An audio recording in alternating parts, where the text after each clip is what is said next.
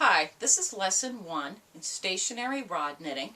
This was an idea that was born of wanting to combine the ease and speed of arm knitting, which I learned about a year ago on the internet, with a smaller stitch size.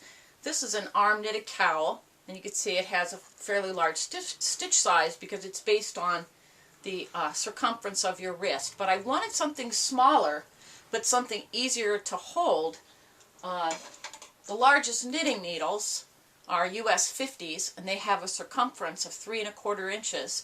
And that's about as big as you'd want to hold in your hand. So I wanted something in between that size so that I could produce a tighter stockinette stitch, much like is what you make on your arms. You're making a stockinette where you have a knit side and the opposite side, the inside, is your purl.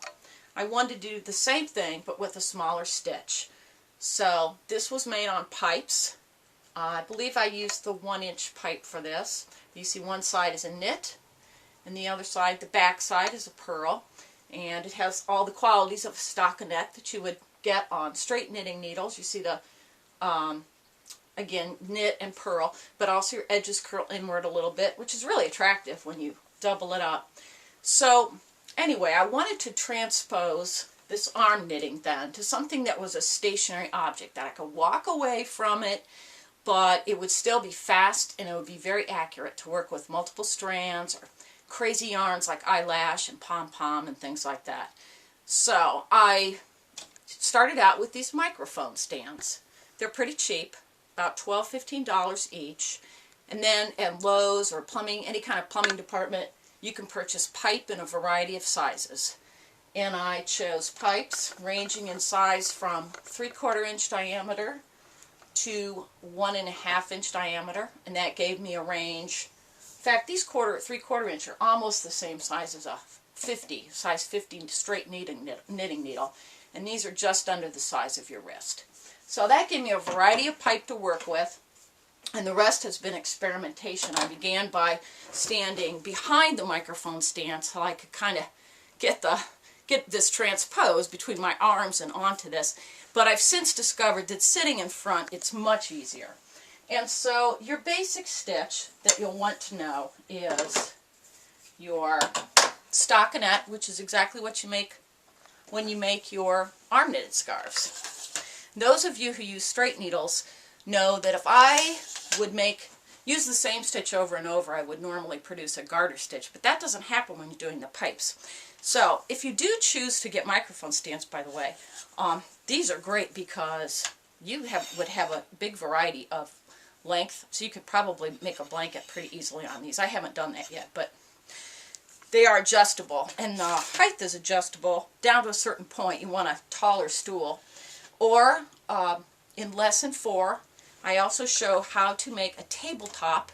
So I realized a lot of people probably just didn't have microphone stands laying around the house or didn't want to buy any. In lesson 4, I show you how to make a PVC tabletop knitting stand. This is 1/2 inch pipe, and you'll see that in lesson 4. So this first video just shows you how to make the basic stockinette fabric just as you would produce on your arms. Only in this case, you don't have to do it that way. You still have to cast on. So just for the video here, I'm going to turn one of these around so you can see easily. Most of you probably know how to cast on already in a slingshot, but we'll go over that quickly. And I like to put my tail on the left, my working yarn on my right, and you won't need as much tail. Remember that every time you come around the pipe, you need that much yarn for that particular stitch. So the larger the pipe, the more yarn it's going to take to wrap around to make that stitch, which is how you wind up with different stitch sizes in the first place. So I use about this much for a scarf, arm's width, and make your figure 8, just like that. Grab your working yarn and pull it through your loop. Place it on your pipe. Make your slingshot. The tail is going to come around your thumb. The working yarn around your forefinger. Clamp those to your palm. Because these pipes are large, you're going to need to help it a little bit. To come under your tail with the rod, place the rod now under the working yarn and let that first loop come back over, and that's makes your stitch. Under, under, and then over. Again, you're going to need to help it a little bit here because there's no points on this. So there's 3, under, under, over.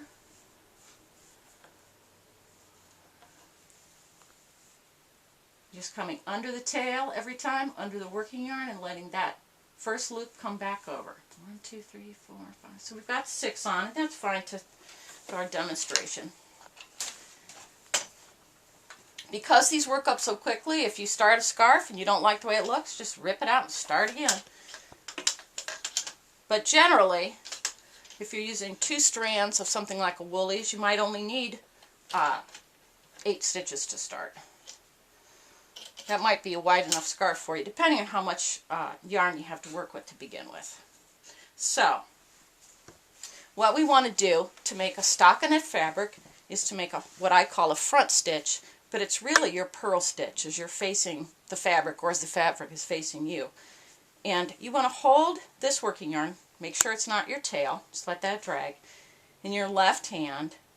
Use your left hand, or you could grab it with your thumb, but you're going to want to remove this stitch, lay it on top of your working yarn, pull your working yarn up. I think this looks best when you're working stockinette fabric to turn this first stitch. Snug it up. This kind of creates a little more tightness at the edge because this is pretty loopy. I'm trying to keep the fun not in the way of the camera, so I'm going to hold it like this for a moment. Put your loop, take your loop off, put it over your working yarn, pull your working yarn up. This one, don't turn. Just put it on the right pipe as you made it, or you can do it like this. Take off your loop. Your hand position is going to be more critical later if you use smaller rods, so you'll see that in the 5th video I've made, knitting on the 1/2 inch rod. And pull your working yarn through the loop. Remember, all knitting is pulling one loop through another to create length, and that's all you're doing here.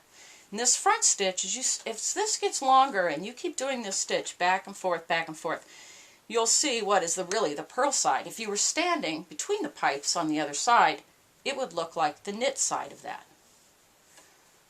So now you've completed your first row, your first 6 stitches. By keeping your hand on your working yarn, you are going to prevent the possibility of dropping one of your strands if you're working with multiple strands.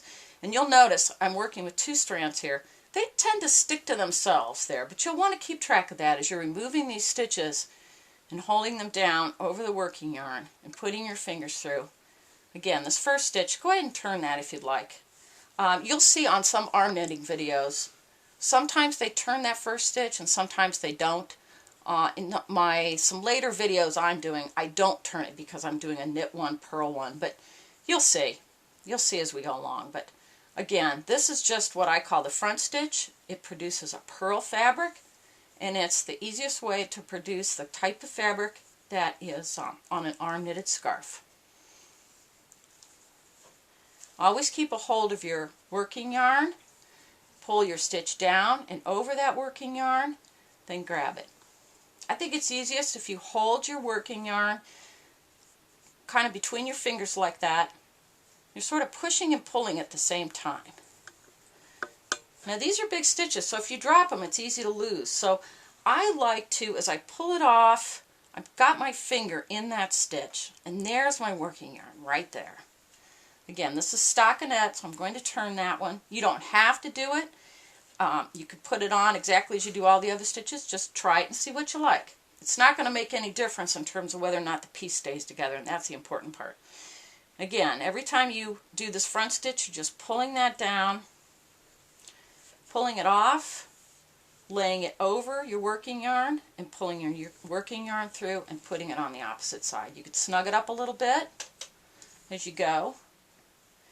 If you think it's too loose, if it seems too loose, you can either add another strand of yarn or use a smaller pipe.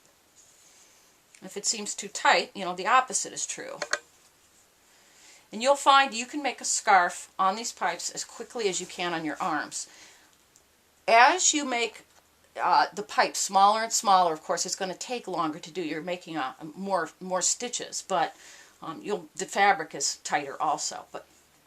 And again, to work back and forth, it's just the same thing every time. Develop a style you want, and you'll see in lesson 5, where I show you how to actually knit on the 1/2 inch pipes, how you hold your hands is more critical. And again, I like to turn that on the first stitch, the stockinette. But that, like I say, whatever you do, stick with it.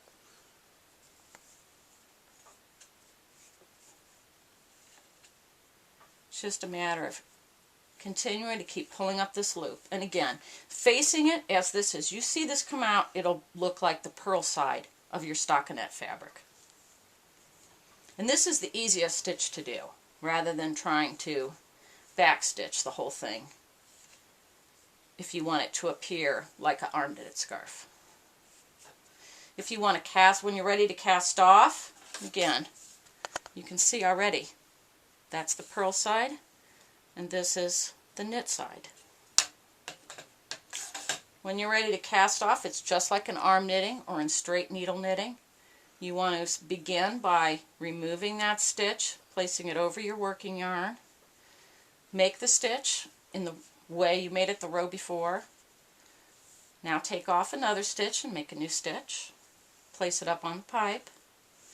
Now take the first stitch you made off. So you have 2 on, the first one, the last one here, however you want to look at it. The one you made first comes off over the newest stitch. Now you have 1 on.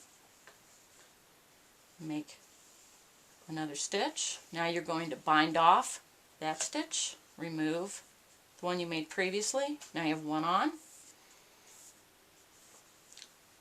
Do another front stitch, place it on your pipe, 2 on, 1 off. Take off your stitch, make your new one. You have 2 on, 1 off. This is your last stitch.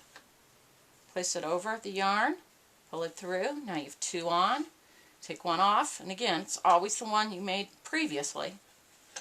You're left with 1 stitch, and this is the one you just take off with your fingers. Have your fingers through there. Grab your yarn, you can cut it now, pull it all the way through, and you would be finished. You could just sew the ends together. And that's how you do stockinette fabric.